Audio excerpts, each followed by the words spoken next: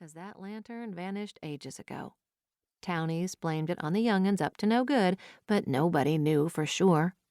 As for the town itself, it wore its years like an old weathered coat, surrounded by dense groves of pine and spruce, and cut through by the meandering Slate Creek hollow. The place had seen better days. The cobblestones of the town square were uneven and cracked. The clock tower, gifted by miners from the 1920s, had grown silent, no longer chiming the hours. Time, it seemed, had taken a toll on Slate Creek Hollow. The hollow bar was more rust than rustic, but it had a certain charm, with its bluegrass tunes and apple pie moonshine, which, between us, I was pretty sure wasn't exactly above board.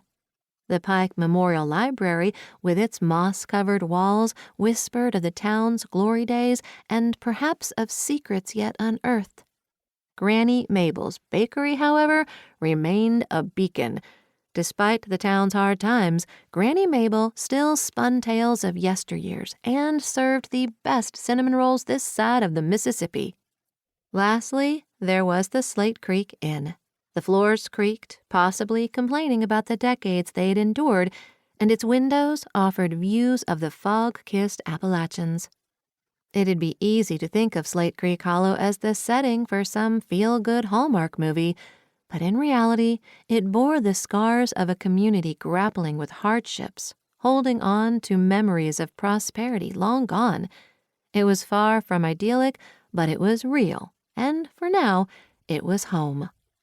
Honestly, giving a town tour of Slate Creek Hollow was the furthest thing from my mind when I woke up this morning. While slinging hash at the Cheapside for my morning shift, I caught snippets of a conversation from the regulars. Mostly harmless gossip about whose hen stopped laying or who'd won at bingo last night or even who got picked up for selling the latest street drug. But this morning, the chatter was different. There he was, sitting at the counter, looking shifty. Now, I've had my fair share of run-ins with the questionable side of humanity, so I can spot a fish out of water from a mile away, and this fella was practically floundering.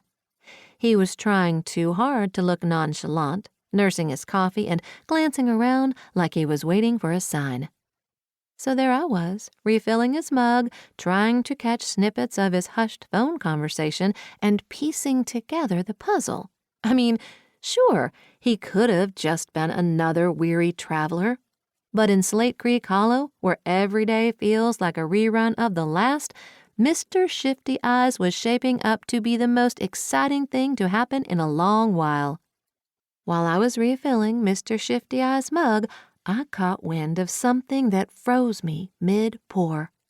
2 regulars were whispering about him, thinking I was out of earshot. "Did you hear?